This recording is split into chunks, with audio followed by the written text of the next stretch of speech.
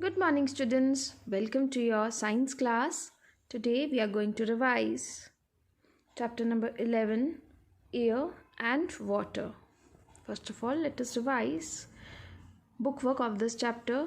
A part, tick the correct answer. Two main gases present in atmosphere are, atmosphere में two main gases जो present होती है वो कौन सी होती है? That is nitrogen and oxygen. Meteoroids burn up in, जो मीटेरॉइड्स हैं वो कहाँ पे बर्न हो जाती है? Mesosphere. Atmosphere consist of 78% of, atmosphere में 78% क्या कंसिस्ट करता है? Nitrogen. Distillation involves, distillation process में क्या इन्वॉल्व होता है? हमने सी मार्क किया है. That means evaporation as well as condensation, both A and B, because distillation में इवेपोरेशन और कंडेंसेशन दोनों प्रोसेस इन्वॉल्व होते हैं. During purification of water in water works department, germs are killed in this step. जब water department water को purify करता है so that जो जर्म्स है उसमें प्रेजेंट वो किल हो जाए, उस प्रोसेस को क्या बोलते हैं? That is known as chlorination. The amount of water vapours in the air is called, air में जो अमाउंट ऑफ वाटर वेपर होता है उसे क्या बोला जाता है? Humidity. This gas is colourless and odourless. कौन सा गैस है जो कलरलेस और ऑर्डरलेस होता है? That is argon. Hot air, जो हॉट एयर है वो राइजेस अप करता है या मूव्स डाउन करता है? दैट राइजेस अप, इसलिए आप ए को टिक करोगे. Now B part, fill in the blanks with the correct option.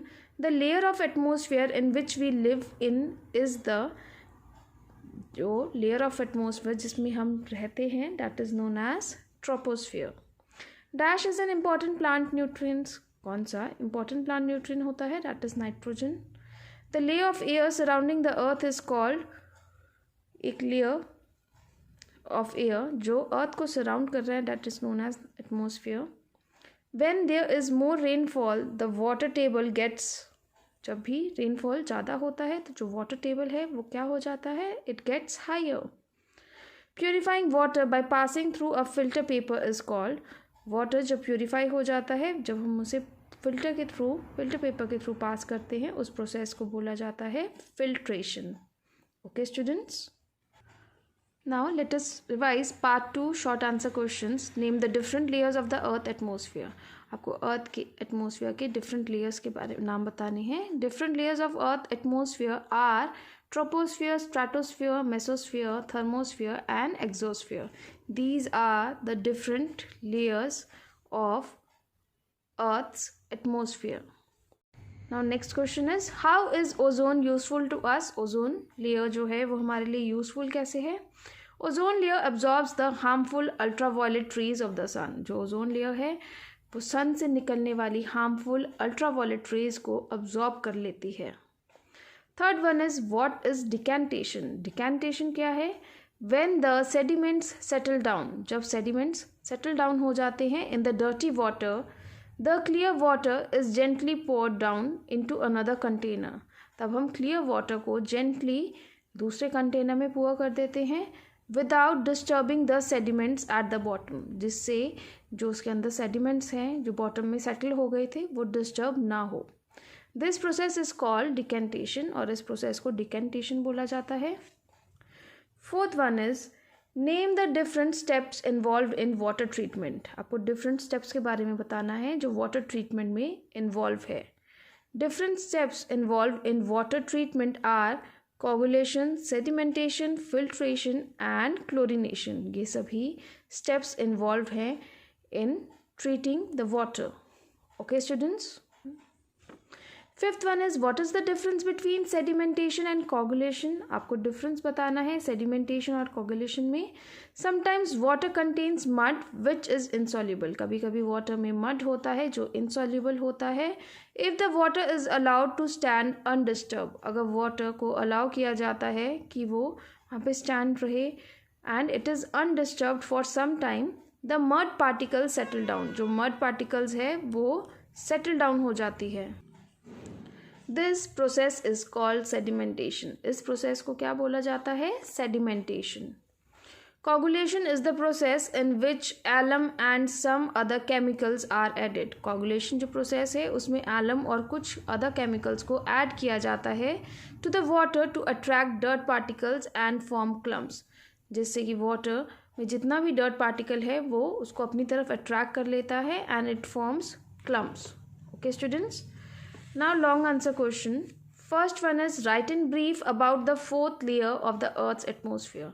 आपको ब्रीफली अर्थ एटमॉस्फेयर के फोर्थ लेयर के बारे में लिखना है. Thermosphere is the fourth layer of the atmosphere. हमें पता है कि थर्मोस्फेयर जो होता है that is the fourth layer of atmosphere. Space shuttles orbit in this layer. जो स्पेस शटल्स होते हैं वो इस लेयर में ऑर्बिट करते हैं. We can listen to radio programmes because of the ionosphere layer which is part of thermosphere. हम जो रेडियो प्रोग्राम सुनते हैं वो हम just because of ionosphere layer की वजह से सुन पाते हैं which is part of this particular layer that is thermosphere. Okay students. Question number 2, list the properties of air. आपको प्रॉपर्टीज ऑफ एयर के बारे में बताना है. Properties of air are as follows. Properties of air को आपको बताना है. Air is colourless, tasteless and odourless. हमें पता है कि जो एयर है that is colourless, tasteless and odourless. Air occupy space. Air space को ऑक्यूपाई करता है. Air has wait. एयर में वेट होता है. Air exerts pressure.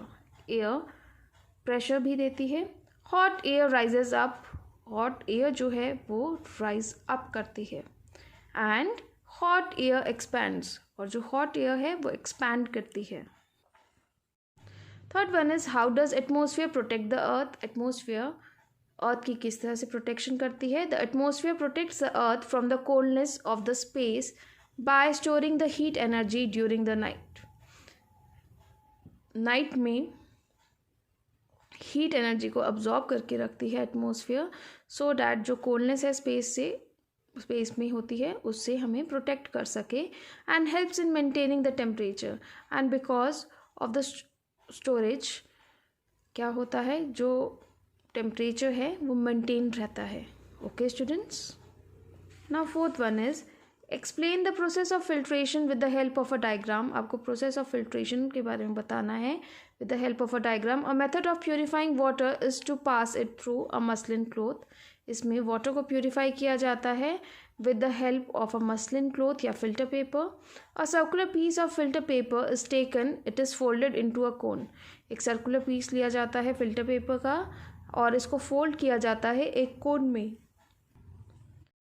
The water along with its impurities is gently poured into the funnel with the help of a glass rod.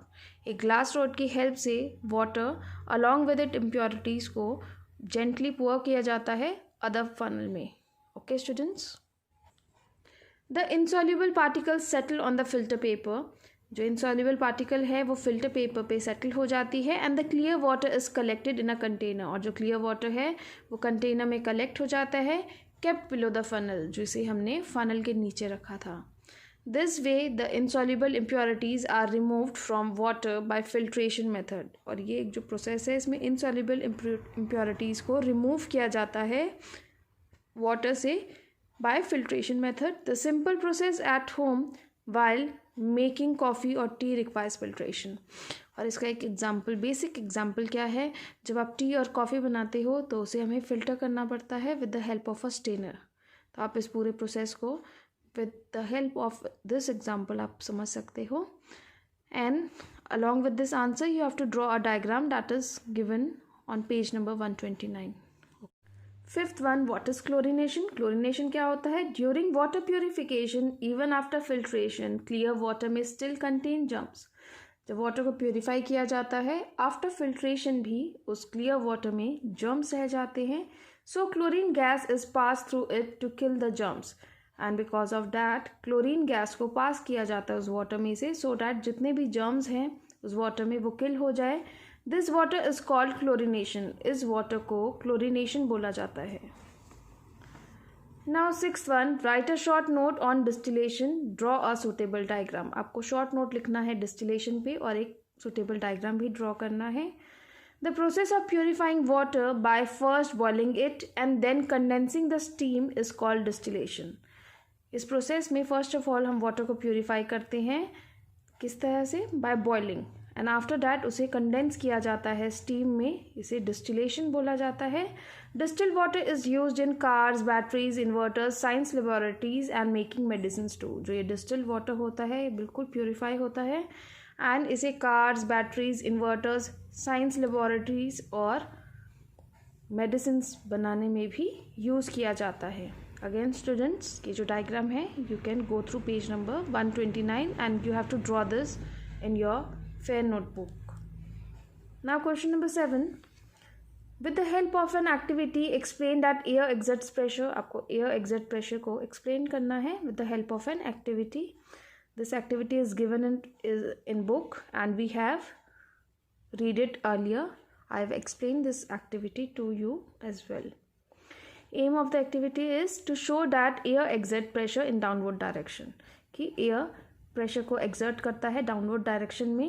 And what is the procedure of it? Take a plastic bottle, take a pin and pierce a small hole. आपको एक plastic bottle लेना है और एक pin लेना है जिसे आपको पियर्स करना है, स्मॉल होल बनाना है near the bottom of the bottle.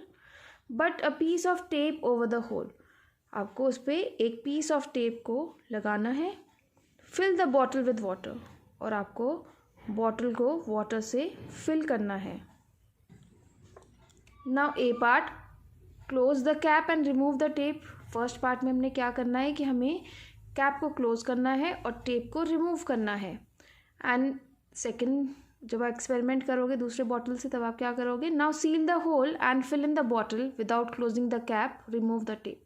अब आपको जो होल है उसको सील करना है, बॉटल को फिल करना है और हमें कैप को क्लोज नहीं करना और बिना क्लोज करे हमें टेप को रिमूव करना है. तो आप क्या ऑब्जर्व और कंक्लूजन आपका देखो क्या निकलेगा. In the first case the water does not flow out of the hole. First case में जो वाटर है वो फ्लो आउट नहीं करेगा उस होल में से. And in second case the water flows out of the hole because of the pressure exerted by air. और सेकेंड केस में बिकॉज हमने कैप को क्लोज नहीं किया था इसलिए एयर उसमें प्रेशर को एक्सर्ट करेगा and because of that water will flow out of the hole. Okay students. Now question number 8. Unscramble the words, make a crossword using these words, also write the clues. आपको words दिए हुए थे, उसको unscramble करना था. First one is troposphere. It is closest to the surface of the earth. Troposphere जो layer है ये अर्थ सर्फेस के बिल्कुल क्लोजेस्ट है. Ionosphere, radio programmes are heard because of this. हम लोग radio programmes because of this layer ही सुन सकते हैं. Then mesosphere, meteoroids burn here. इस लेयर में मीटेरॉइड्स बर्न होता है. Stratosphere, this layer contains ozone. इस लेयर में ओजोन होता है. Exosphere, this is the outer space. जो एक्सोस्फीयर है ये आउटर स्पेस है. Okay students. So students, today we have completed revision of lesson 11, air and water. You have to learn and revise this chapter. Okay students, thank you and goodbye.